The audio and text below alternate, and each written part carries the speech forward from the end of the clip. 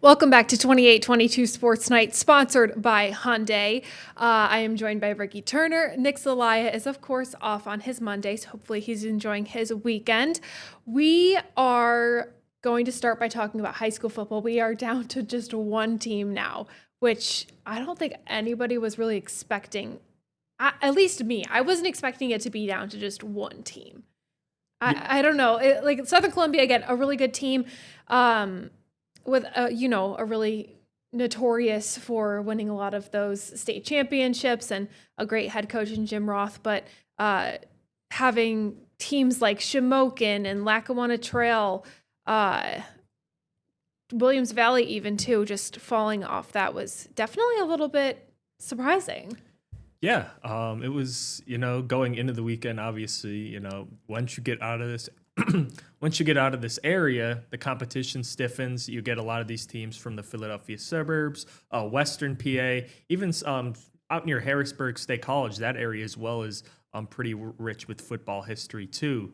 But yeah, I mean, you looked at it going into this weekend, and it was sort of a surprise to see only one team now left standing, a team that, didn't start off the year great. And, we were expecting that they were going to get a tough matchup come the finals, the double A finals against Troy. We were expecting that to be a pretty tough matchup and a stiff competition for a team like Southern Columbia, but they go out, they handle their business, and here they are. They're the last team standing. I believe it's the semifinals this coming weekend, right?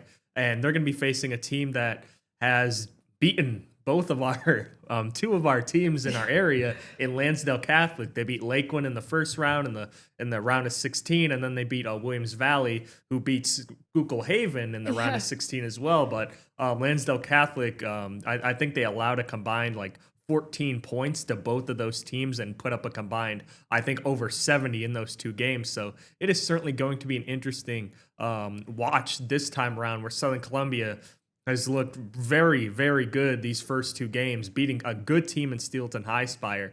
And now they're going to run into Lansdale Catholic, who's a really talented team as well. And it's going to be interesting to see those two teams face off. Yeah, and especially with the way that Southern Columbia won, it was a statement win. I mean, they had that game in the bag pretty much the whole time.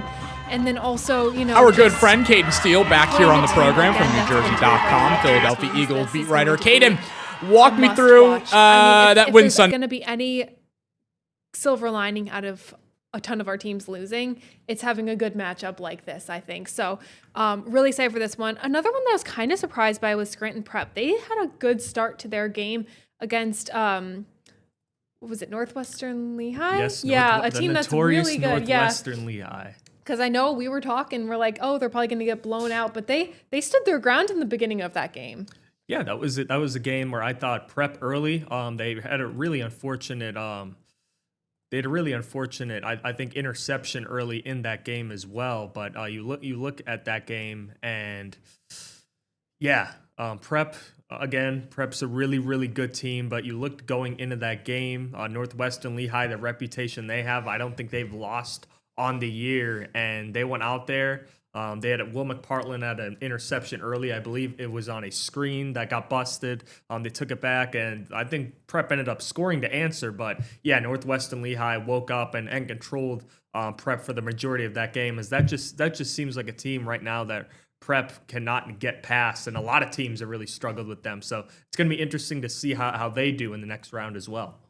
Yeah, and just like you said, it'll be interesting, and it's a team that they kind of used to getting beat by. But again, I want to go back to the Southern Columbia game just because we did actually get some post-game sound from that one from Jim Roth, and just his thoughts on the game and, moving forward, since they were the only team on our top 10 to win this game. So we'll go back to that game and we'll hear from Jim Roth right now. You get to this point in the year and you're not really, you're looking at staying sharp, game planning, scouting, working hard on scouting reports, game planning, and just trying to stay sharp and execute. Because, when you've played this many games, it's like you're not going to see big improvements in every area, or any area, I should say, but you need to execute at a high level. I think our defense played outstanding tonight. Obviously, there are things that we need to clean up. You know, we kind of were a little sloppy today, but like that can't happen in a district, quarterfinal game. Like we have to play the best that we can play for the rest of the year. You know, we have a great team next week. I've seen this team, man. They come out to play, and I'm just excited to get it going because I want to win the state championship this year. Definitely seems like a team that could go all the way based on the trajectory that they've been heading towards. And, obviously we'll be rooting for them. We want one of our teams to win. It'd be cool to see Jim Roth get another one of those state championships on his resume once he finishes his time at Southern Columbia. We love to hear him so much. We want to hear him again. But yeah, so they were on the top 10 in the beginning of the year. They've been on our top 10 consistently, I'm pretty sure, every single week. And, the last one standing. But another team I want to go to is North Pocono. That one was really emotional, at least for me, because I went to that game and just seeing Greg Dolan, who it's a lot of it is him and Steve Jervis just are truly like some of my favorite people ever. Greg Dolan is just such a kind soul. And, even after the game, he was lifting his team up and saying, that success is never over, failure is never fatal. So, he just wants his team to do well. I heard him saying that this is the best team he's ever coached, and that also, it'll go down as one of the best North Pocono teams because they still made history with the most wins this year with 13, which is incredible, and that shouldn't, just a loss. It shouldn't take away from, having a historic year and, making their community proud. And they put up a good fight this year, but, it wasn't enough in the end. And it was a heartbreaking loss. Yeah, that was a tough one. And they're a team that, as you see here, Greg Dolan consoling one of his players after that game because, this team, what was that, the first time they went undefeated in school history? Yeah. This was a really, really good story throughout the year. They had a lot of big wins, a lot of close game.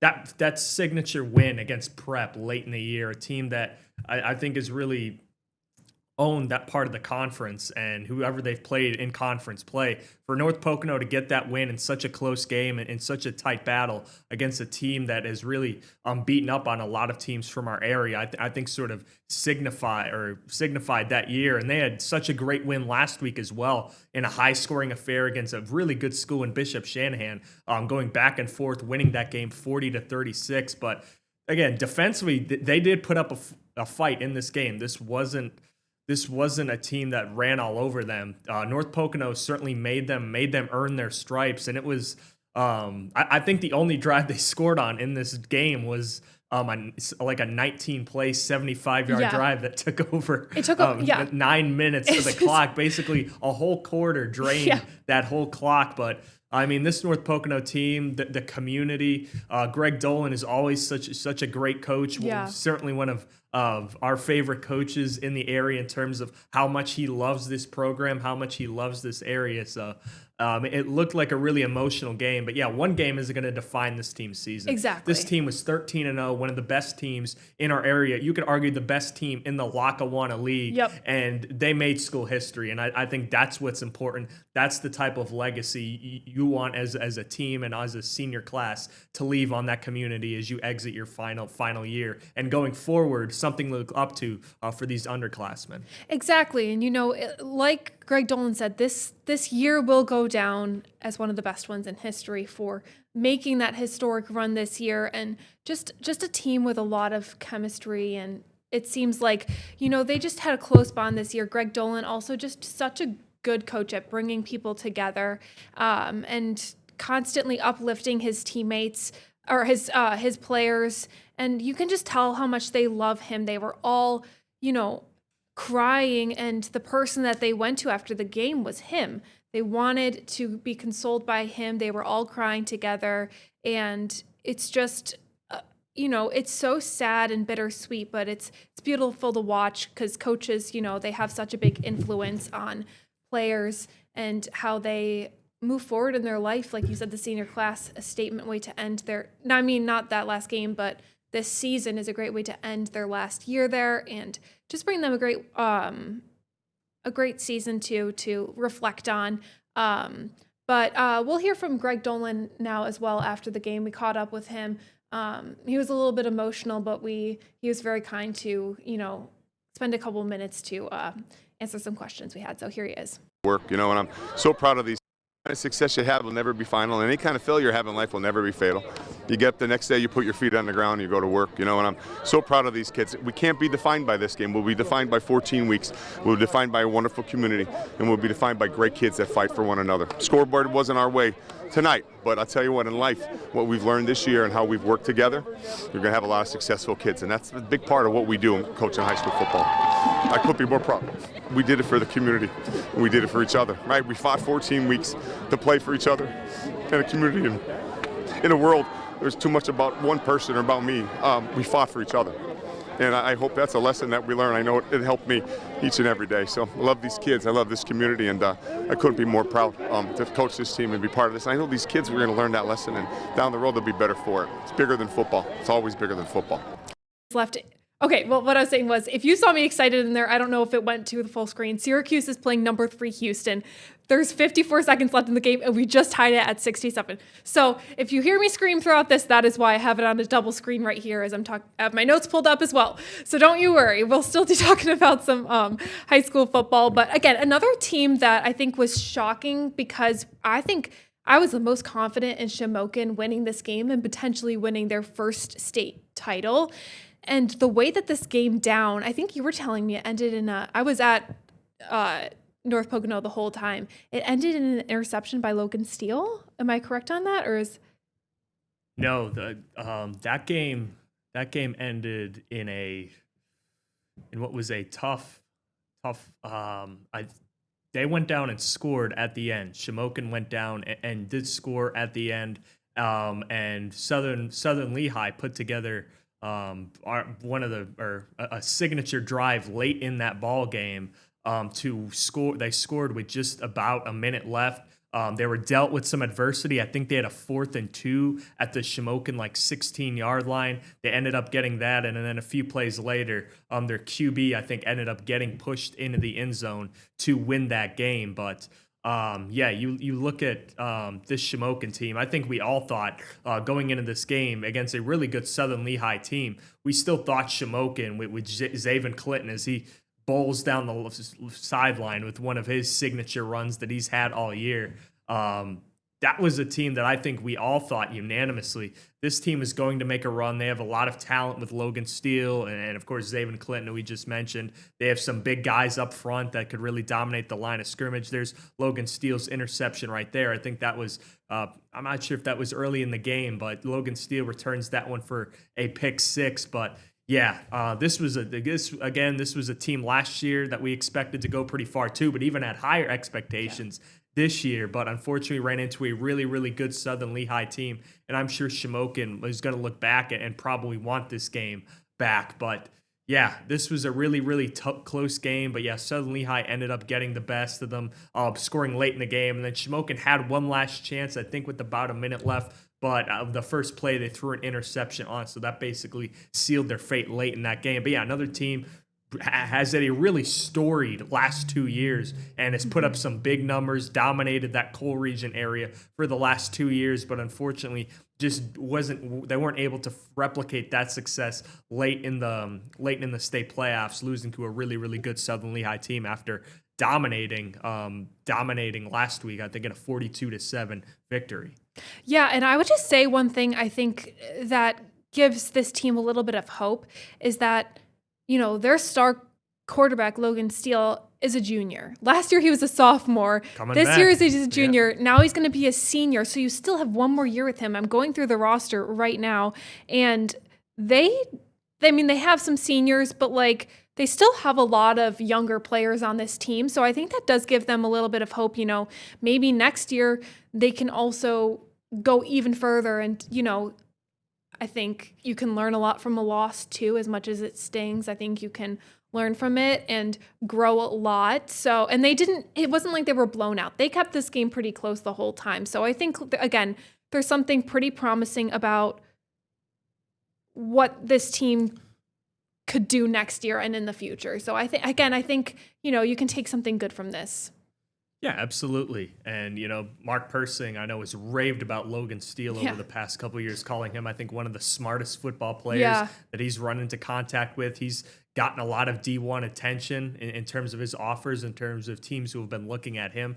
So he's certainly going to be one of the best players coming out of our area in next year's class. But yeah, this is going to be, I think, another exciting team to watch next year, even though they're going to be losing, of course, some talent. But in a program like this, Logan Steele's going to be back, and that's one of the big things in this area. If you probably not in this area, probably around the country. If you've got your QB back, especially if he's getting Division I attention and is equally as talented at safety or quarterback, or where they ever have him, compared to the QB position, you're going to have a fighting chance. And this is a team that's going to have a fighting chance next year. They're going to have talent coming back on both sides of the ball. So I don't think this is going to be the last time you're hearing of Shamokin, but certainly a disappointing end of the last 2 years based on the success that they've had over the last 2 years. Yeah, and Coach Mark Persing, he just seems to, the team just seems to love playing for him. He seems like an incredible coach that can definitely take this season and push them even further next year. Before we head to the break, I just want to talk about Lackawanna Trail too, because they had an incredible season this year as well.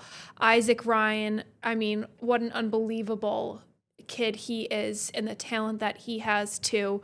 And Steve Jervis, having his son Tyler play with him for his last year, I know that's emotional too. And Ryan's a senior as well. So, these seniors leaving this, hopefully the younger players can kind of, learn a lot from it and grow too. But it's definitely hard to see them. I know they lost last year in week 13, right? Yeah, I believe to in the Muncie. first round. Yeah, in the first round to Muncie. So at least they made it one step further this year. And, but yeah, that was a heartbreaker too, because they did put up a fight in that one as well.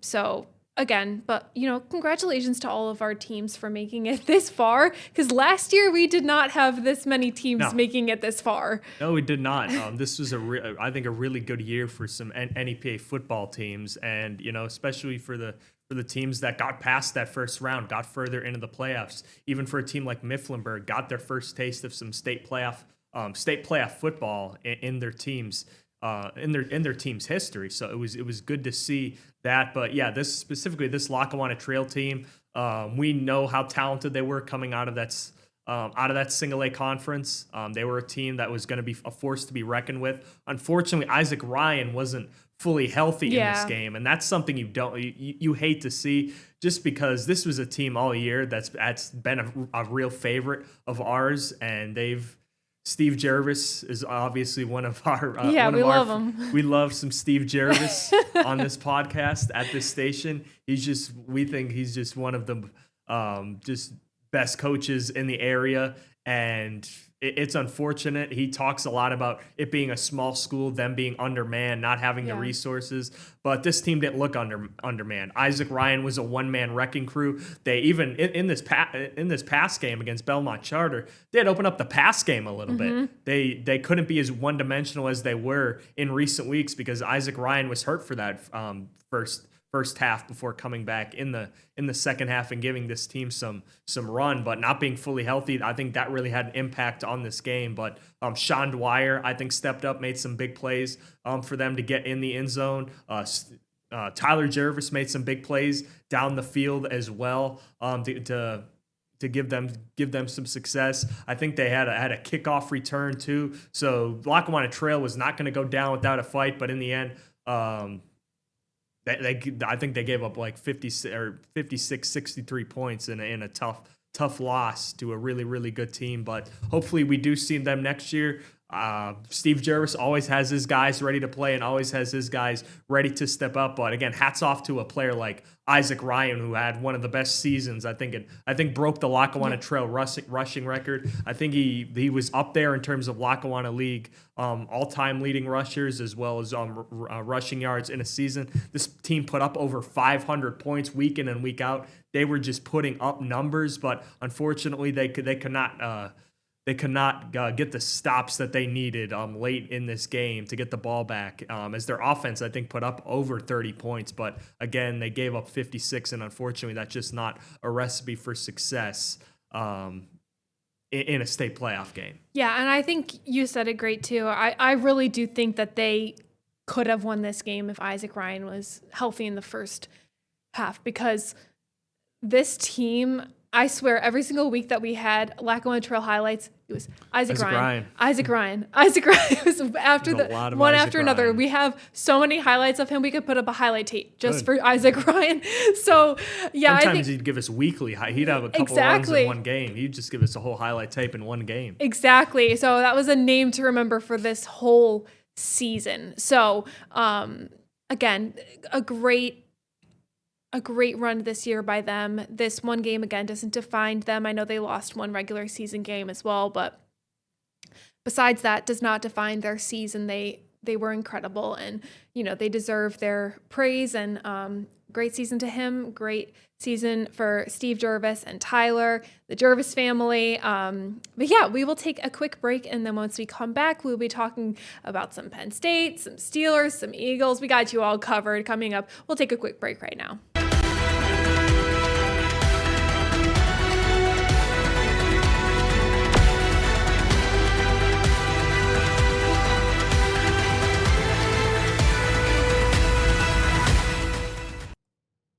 All right, welcome back, everyone. We are going to talk about some Penn State because history was made on Saturday by Katron Allen, also Nick Singleton, tying record as well. And, next game has the potential to break it. Katron Allen having the most rushing yards by a running back in Penn State history, surpassing Saquon Barkley. And then Nick Singleton tying Saquon Barkley's record for the most rushing touchdowns by a Penn State running back as well. If he gets one more, he will be the leading rusher. And the fact that these two are just doing so well at the same exact time, breaking records around the same exact time too, is just incredible to watch. And Terry Smith just leading his team to a win that it means a lot to him. It's a second win as an interim head coach, but still you can just tell how much it means for him. But I mean, those running backs are just monsters on that team. And he said that whenever you give them the ball, that's why they're winning these games or coming close in some of these games. Yeah, they've just been really, really good. Both of these guys, I think, have had. I think it was more Katron Allen the game before. Yeah. But both of these guys, I think, in this game were really, really good. And what better place to be good, or what better point in the season to be good than this past game? I mean, they're a big part of this team's success. They're a big part of why this team was so successful in recent memory from 2022 to 2024. These were two of the biggest reasons why Penn State was so successful, was because of this ground and pound duo. Now, Nick Singleton might have been a little bit more explosive in past years than he has been this year, but I think looking at this game in particular, it still was Katron Allen who had 25 carries for $160 and 2 TDs, but Nick Singleton got in there, contributed 7 carries, 44 yards, 2 TDs, and Terry Smith, I'm sure, noted that, hey, we don't want to have one guy outshine the other in this game. These are both guys who have laid an imprint on this program. Both guys, Katron Allen, who didn't you say was he passed Saquon Barkley, or is he now the leading rusher? Yeah, leading rusher right now. I know I think he surpassed Saquon Barkley for that. And then, of course, Nick Singleton tied Saquon Barkley. So you have to imagine next week, I'm sure, against Rutgers, Terry Smith is very... coaches might say, hey, if the opportunity comes, I'm sure he is well aware that Nick Singleton has just tied Saquon Barkley, and I'm sure next week they're going to try and get him the ball, put him in position to break that record as well. But Katron Allen, both of these guys, I think coming into the year were top 10 in rushing yards. We thought maybe both of them, if this season maybe had gone as projected, both of them would have a chance to break it. But Katron Allen, as I think, had a much more successful season than I think people anticipated, where Nick Singleton Nick Singleton, maybe not as much, but still has turned it up over the last couple weeks, has gotten a number of TDs and helped Penn State out in a big way, and had a big, I think, last game against Michigan State, if I'm not mistaken, unless that was Katron Allen as well. But that was Katron Allen. I know he helped somewhere. Now, it was against Indiana. That's where Nick Singleton had that big outing. He had 71 yards, 2 TDs, and was the team's leading rusher on 10 carries. But they kept their postseason hopes alive again. On senior night, it was an emotional night for a lot of reasons. Terry Smith picking up his second win, going up against a guy who he used to be on Matt Rule's staff at Temple. These two know each other pretty well. And Penn State, we didn't know if this team would have a chance at a bowl game, but has put together 2 really solid weeks. And they've done pretty well. You look at some of the performances they've had recently. This was a pretty good Nebraska team. I know they were without Dylan Raiola, who I think broke his fibula earlier in the year. November 2nd, I believe he did that, so a couple weeks ago. But this was still a Nebraska team that was very good. They were, I think, 7-3 going into this game, having a chance to ruin Penn State's senior night. And Penn State, they didn't, to their credit, they did not let up. They dominated this game from start to finish, 37-10. And Nebraska has had some pretty close games recently. You look at they lost to. They beat Northwestern 28-21, a team that Penn State lost to. They barely lost to USC, who was 23rd at that time, and they just barely beat UCLA 28-21. So going into this game, you're probably thinking, I think Penn State was favored by a little, but overall this was a really good game for Penn State, a really good game for them to end on. But now they're going to probably have to look forward, and I'm sure they want to continue this success headed into Rutgers, where they look to seal a playoff or seal a bowl game by getting that 6th win of the year. Yeah, I know. That's huge for them too, because to end the way this game or this season, at least getting to a bowl game is nice, because starting this season, that they had such high aspirations. And even Katron Allen and Nick Singleton talked about how, this season wasn't what they had hoped it would be. And even the last 4 years, last year they did go to the college football playoff, but at the same time, they were really looking for that national championship, and it definitely left, especially how that game ended with that interception by Drew Aller. It just kind of left a sour taste in their mouth. But, so this season these past 4 years, and this season specifically coming in number 2 overall, isn't how they hoped the season would go. But ending on a bowl game, also just the 2 running backs, I know, I just want to go back to that too, but the fact that both of them have, and Katron breaking a record, now holds the number 1 record for rushing yards. Nick Singleton only needing 1 more to break the record. While they're both doing this at the same time, it's not like there's just one starting running back that's kind of getting them going. Like, they're both kind of starters. It's crazy how they're both doing this simultaneously and breaking records like that. Just speaks volumes to how athletic these players are. Yeah, these two, going into the year, were 2 of the more talented players on the roster. Both of these guys returning. Both of these guys, in all reality, are probably going to be NFL picks at some point, at one point or another in the draft. Katron Allen probably boosted that draft stock a little bit more. But yeah, these two, I think Penn State, I think particularly in the back half of this year, whatever back's been doing well, that's the guy they've been sort of feeding. Katron Allen, who, again, he's ripped off some big runs. He had 160 yards, 2 TDs against this Nebraska defense. If he's the hot hand, that's who they've been going with. And both of these guys are pretty unselfish. Both of these guys understand, hey, if he's hot, let him eat. And that's how it's been across both of their careers here at Penn State. Both of these guys understand, listen, the guy I'm playing with in the backfield is going to be an NFL player. And they both understand it. I think they've both been really respectful in that regard of respecting each other's success and realizing, hey, we're not giving this to some guy who might not make the NFL. No, these are both NFL caliber draft picks coming up in the draft next April in Pittsburgh. Both of these guys, in all reality, will probably be selected because of their pedigree and what they have done at Penn State. But yeah, these two, I think being a huge part of why this class has been so successful. I think one of the second winningest class in terms of win percentage and wins total since 1970. And it seems like, at least for the younger classmen,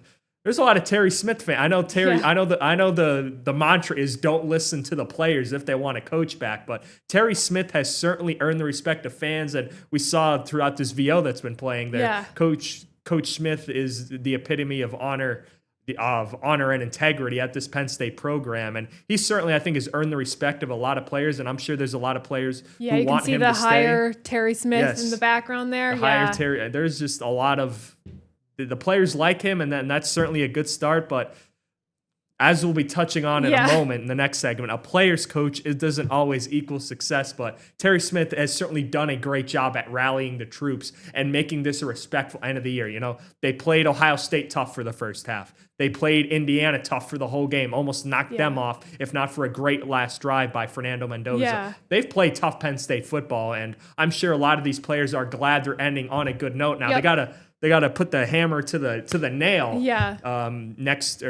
next week against Rutgers. But so far, I mean, you've got to respect of what Penn State's done to end the year and the effort. Because again, they could have rolled over. They could have said, you know what, 3-6. What's the point in playing? No, these guys have not rolled over. These guys have played hard. They've played with heart. They've played with integrity. They want this. They want to play in one more meaningful game and, you know, stamp their legacy on this program. But it was good to see Penn State and Ethan Grunkmeyer have a good game as well. Yeah, exactly.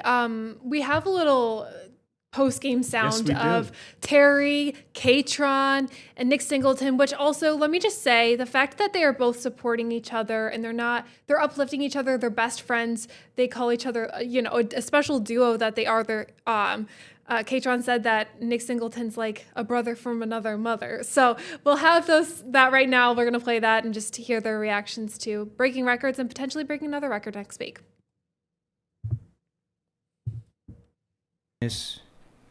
From Katron Allen.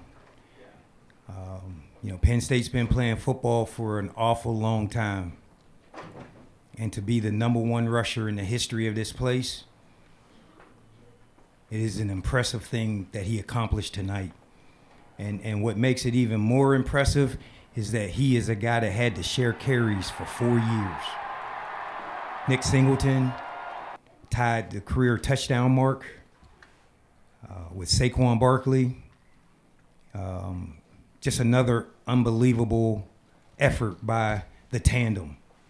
You know, every week since I come in here to talk to you guys, I tell you, these two guys have to touch the ball for us to be successful. I think they touched it 36 times or 35 times tonight for over 200 yards combined. It's the dynamic duel. They are just... They're unbelievable. They're amazing people. They're unselfish. They're happy for each other. Just a great effort for tonight. I came in here like my freshman year. I didn't think about the wrestling record. I just wanted to make a difference for here, for my team, for us to win, and hopefully bring a nice championship. But I mean, unfortunately, that didn't happen. So I just came here with a mindset. I need to play, and I mean, do the things on the field and play for my mom and things like that. Just playing ball because I love ball. Take my mind off a lot of things. Terry's mentioned this. Like, not only did you break records, Nick's tying records. You guys are doing this at the exact same time. Yeah, that's my How dog, special bro. is that? It's special because, like, all the winter workouts, things like that, pushing each other, feeding off each other. It just mean a lot, bro. That's my brother. Like I said, he like a brother from a different mother. And I mean, we just tight. We always talking to each other and things like that. Off the field, on the field. He helped me grow. I hope I help him grow on the field and off the field. That's my brother. He's my brother keeper for sure. You know, tonight felt good. You know, my senior night. You know, we ended up winning. Most importantly, 2 touchdowns. Tied Saquon's Barkley record with rushing touchdowns. My boy Fed was all-time rushing record. He broke it, so it just felt good. You know, I'm proud of him, proud of this whole team, and just I'm grateful. Yeah, it's been definitely special these last couple of years too, especially 4 years. But you know, just me and Fat Man, it's been great. You know, you gotta thank the O-line too, the tight ends, receivers blocking the perimeter. Like it's not just us, it's everybody. So it just felt good.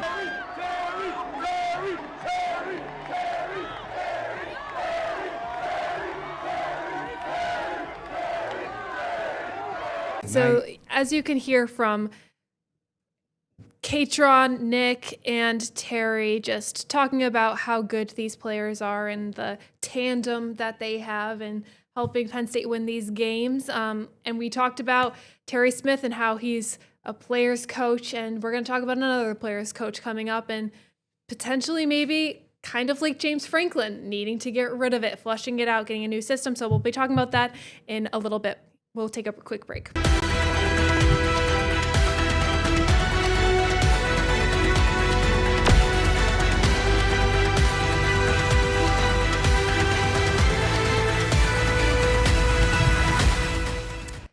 Welcome back to 2822 Sports Night, sponsored by Hyundai. We just finished talking about Penn State, and as Ricky mentioned, they're kind of in an area where James Franklin was a player's coach, needing to get a new one. Let's talk about Mike Tomlin and the pattern that seemed to be happening for the past couple of years, and, you know, do they need to make a change too, as Penn State did, for a potential fresh start? They're not. That's why I typically just don't even want to bring that up. But yeah, you know, this is a team they're average. I mean, let's call it like it is. Yeah. They're an average team. I would like to apologize because I think I said during the last episode that, hey, if Aaron Rodgers isn't healthy, let's let Mason Rudolph start. I would like to apologize for that statement. Mason Rudolph should not have started this game. I thought maybe, you know, Mason's going to go out there. Mason Rudolph typically gave this team a spark, and I thought he did pretty well last week, but the inability again, and again, it's not just, this isn't just under Mason Rudolph, it's the inability to push the ball down the field. They don't have a true wide receiver 2. They don't throw the ball over the middle. This is under multiple coordinators. This is under multiple QBs, but it's all under the same head coach, Mike Tomlin. Whether he wants to admit it or not, Mike Tomlin does not want to push the ball down the middle of the field. And that is really, really, really holding this team back. The Bears had 3 inside linebackers that were hurt in this game. Pittsburgh really didn't attempt the ball to the middle of the field unless it was a check down right in front of Mason Rudolph, or I think that TD to Pat Freiermuth was over the middle of the field, that 7-yard TD pass that you're seeing on your screen right now. But Mike Tomlin is not a guy who likes throwing to the middle of the field. He likes attacking the boundaries, like that play right there by Mason Rudolph. He likes attacking the boundaries. He likes throwing it short. But the problem is that could work in the first, I don't know, eight weeks of the year. But we've seen this story before. We've seen this fizzle out. We've seen the offense fizzle out. And that's just what happened. This is a really creative Bears offense. They do a lot of things well. They attack this Pittsburgh Steelers defense, which I'm glad Patrick Queen said this. He said, we've got some schematic issues right now. Yeah. Finally, someone admits it. They've got some schematic issues. Terrell Austin, at times, they just get lazy. They get lazy. They fall into this cover 3 trap. They played a lot of zone in this game. I thought they played a decent bit more of single high safeties in this game that led to some mixed results. But this was a defense that struggled as well. It wasn't an offensive. It wasn't just the offense. It was the defense as well. That running play right there, for some reason, they only had 2 defensive linemen on the field against a Bears team that loves to run the ball, especially close to the goal line. I don't know why you have 2 defensive linemen in. And lastly, it was the turnover battle as well. The turnover battle was another reason why they lost this game. Pittsburgh scored early with the turnover battle. They got a strip sack by TJ Watt. Thank you, Caleb Williams, because Caleb Williams was really probably the biggest person to blame there. He probably should have just gotten rid of the ball, but hey, I'm not complaining. And then, of course, they forced the fumble on DeAndre Swift. I think that was Y.A. Black who got the recovery there too, but they lost. Mason Rudolph, a strip sack, killed the momentum of the drive. A tush push. They got stuffed on 4th and short, and then first play of the game, they throw a deep ball to DK Metcalf down the sidelines. He probably should have let him. I thought DK Metcalf had him beat. The ball did not. He threw it back shoulder. That allowed Nashawn Wright, who's around 6'4" as well, to make a play on it. But again, another disappointing loss, another game that was a close call and a chance that they had to win at the end. The first 4 plays went well. The next 3 plays, Mason Rudolph threw quick slants. And you can't throw quick slants when you have no timeouts with just over a minute left. It's just not going to work. Yeah, and this Bears team, I was like looking at some of like their wins, and almost 4 of them, maybe more, they've won in the last 2 minutes of them. Yes. So they kind of have to know going into this game that, situational football, you got to give your best schemes, if you're looking at the tape, towards the last 2 minutes of the game. And, that's where they ended up winning that game in the end. But yeah, just disappointing too, because I still think that the Steelers have good players and good pieces to their teams. Yes, but like you said, absolutely. just the schemes, it's just not working for them. And again, Aaron Rodgers is injured. I do think that he fuels the offense. He's a really good leader and bringing the team down the field on offense. But again, I just think it's just something's not clicking. And it's like you said, it's the schemes. I think it's just the sequences and everything is just, it's not flowing well, and it's just bad. Yeah, the offense, particularly the passing game, I thought they actually ran the ball pretty well yesterday with Kenneth Gainwell and Jalen Warren and their opportunities in that game. I actually thought they ran it pretty well, and they've ran it pretty well, I think, for a majority of the second half of the year. I thought they ran it well last week against Cincinnati. They've ran the ball pretty well. Kenneth Gainwell had a big play on 4th down. Pittsburgh got stuffed on a 4th down conversion early in the game. I think Zach Frazier, the center, attributed that to how quick they got to the line and things just weren't flowing, and it didn't flow well, and then the snap caught them off guard, and it was just a number of things that got them. But they were in the tush push again, but this time it was a little reverse play. I forget. I'm not sure if they had a name for it, but Kenneth Gainwell got the handoff, took off, got around to the 1 yard line. I think Jalen Warren ended up punching that ball in. So that was a pretty creative play call, and I'm glad I got to see that. But yeah, this passing game right now is stale. I don't know, again, what they're going to do about it, but the passing game's stale. It just doesn't seem like they have a good passing game push come to shove. I don't think they have that. I don't think they have the requisite weapons to go there either. They're still lacking another wide receiver too. People say, oh, look at the season George Pickens is having. George Pickens is also, I think, playing, if you look at his route tree, and I saved this post on Twitter, if you look at his route tree in some games compared to his route tree against Dallas, it's a lot more diversified. There's a lot more crossing routes. There's a lot more slant routes. With Pittsburgh, it was primarily just streaks down the sidelines, low percentage streak throws down the side. And George Pickens can do that. That is one of the many things he can do well, but it comes down to coaching. It comes down to getting these guys in the right positions. And I don't think Pittsburgh right now can scheme guys open. Now, Mason Rudolph did leave a couple plays looking back on the film on the field. He had DK Metcalf, I think, on a crossing route when he threw it deep to Roman Wilson. On that play to, on that play to DK Metcalf on that 4th down, I thought he had a check down to Kenneth Gainwell or even Jonnu Smith. I thought he had an outbreaking route. If we look to the other side of the field, he had man coverage, and I think Mason Rudolph got locked on to one receiver. And I forgot this about Mason Rudolph. He holds on to the ball way too long.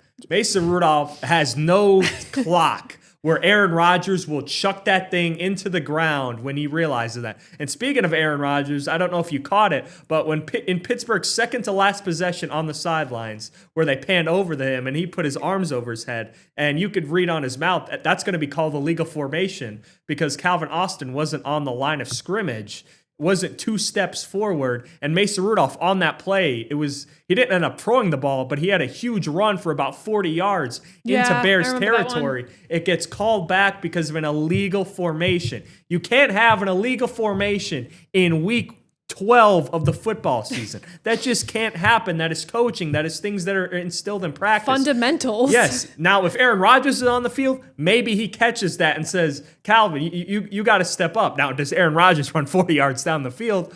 Maybe not, because Mason Rudolph, he showed me some legs there on that run, but still, Aaron Rodgers probably gets that first down too. But it's frustrating because, again, they have a big game this week against Buffalo. They struggle against good QBs. Buffalo has beaten them 4 out of the last 5 times. Pittsburgh's lone victory came in, I think, Big Ben's last year against this Bills team where Pittsburgh upset them at home. But the last time that he played in Pittsburgh, they only put up 17 points, but he beat Duck Hodges in an injury-plagued year where Pittsburgh was without Big Ben.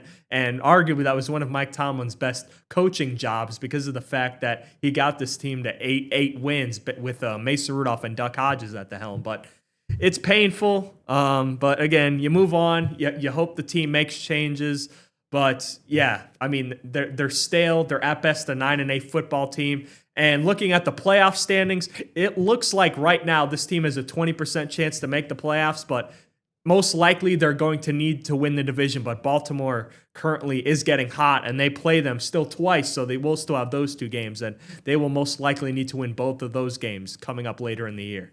Yeah, we'll continue this conversation and how this game affects the division and the standings. We'll take a quick break because we got to pay the bills, and we'll be right back and continue this conversation on a Steelers team that's kind of going through an interesting spell right now. We'll be right back.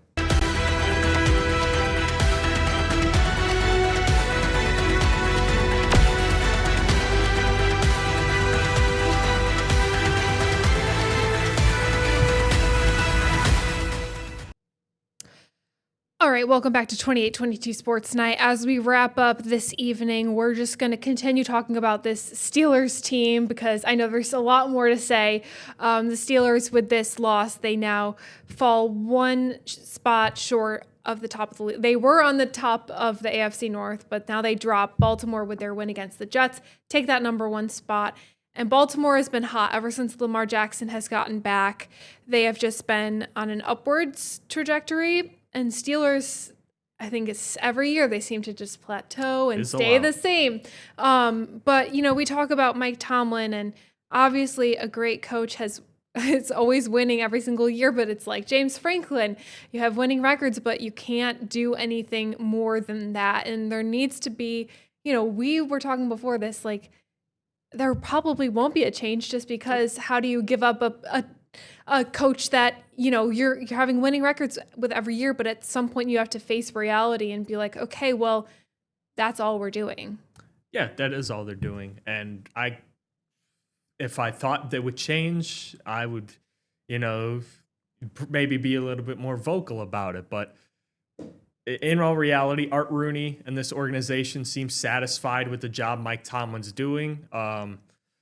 And again, I don't hate the guy. I think he certainly has a place in the NFL, but I think that place is no longer in Pittsburgh. I think he would be better suited for a team that is looking for a guy to reset a culture, looking for a guy to reset the starting or get this team some instilled culture, get this team to battle week in and week out. That's the type of coach Mike Tomlin is. And I think his success is personally just ran out here. I think the scheme is stale. He considers himself a defensive coach, but every time they play really, really good quarterbacks, the team seems to fall short of what is asked from them. And it just gets stale after a while. But again, they seem satisfied with it. I'm personally not. I think they need a reset at that position. I think they need a reset at the head coach position. I think their whole staff Again, I don't think Arthur Smith has done a bad job. Yeah. But again, I think defensively, I think your defensive coordinator, I don't like Terrell Austin. I know James Harrison was ripping apart this defense schematically, and he was saying that their scheme sucks. And James Harrison, being a former player of Mike Tomlin, I'm not sure if Mike Tomlin saw that clip or if he reacted to it. But I'm sure, again, I'm hoping this is translating to upper management, realizing, you know what, Terrell Austin, he needs to go. And I'm hoping every offseason that Omar Khan or Art Rooney sits down with Mike Tomlin and says, hey, we've got to put you on the hot seat here. But he just got an extension. He signed through the 2027 offseason. So I personally really don't have any hope that they're going to do anything. But we'll see. Stranger things happen. But I'm going to give you the floor because we had the Eagles. They won. Or the Eagles lost. They looked like they were going to blow the Cowboys out 21-0, but we were talking, and you know, you had a roller coaster of a game watching this with the start, the finish and everything in between. The Dak interception, the Saquon fumble, the special teams fumble by the Philadelphia. Odigizua, Zach on Osa sack. Odigizua. He had some big plays. Quinton Williams had some big plays. So I'm going to give you the floor to talk some Dallas Cowboys. Yes, I know we'll go more in depth in this tomorrow for sure, but I was telling everybody before this game, I told you, Ricky, I told everybody, this was my Super Bowl. I will never see one probably. I don't want to jinx it, but, I feel like this was the game I've been waiting for.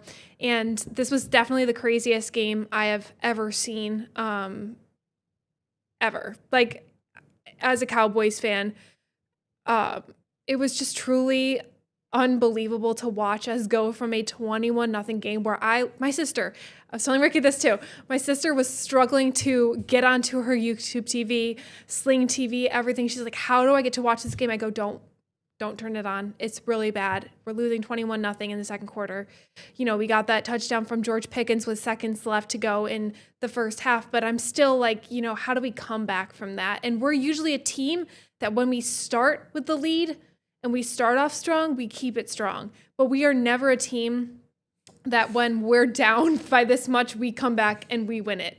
Like, we're just not, the Cowboys aren't like that. So to see this happen was just kind of said a lot about our team and the resiliency that we had. But the Eagles, it's just as much as it is great for the Cowboys and me. It's hard on the Eagles because their offense looked very one-dimensional. They didn't get the run game going. Saquon just could not get it going. He fumbles, his first fumble turned over of the year. So, he even owned up to it after the game. He said, that's on me. And he owns up to it, which he even said, he's known for really good ball security. So it's just not something he does often. And our defense I was very pleasantly surprised. I think getting Quinton Williams was a huge factor. Having Damari and Overshone back was really great too, because he was getting to Saquon Barkley quickly. I know we'll have to wrap up soon, but we'll talk about this more tomorrow. I have so many things I would have to say, and I would love to get your opinion on this too. But we're going to wrap up for today. Stay tuned. We'll be back tomorrow at 8 o'clock, and we'll be talking more about the Eagles-Cowboys. Thanks so much for joining us for 2822 Sports Night, sponsored by Hyundai this Monday evening.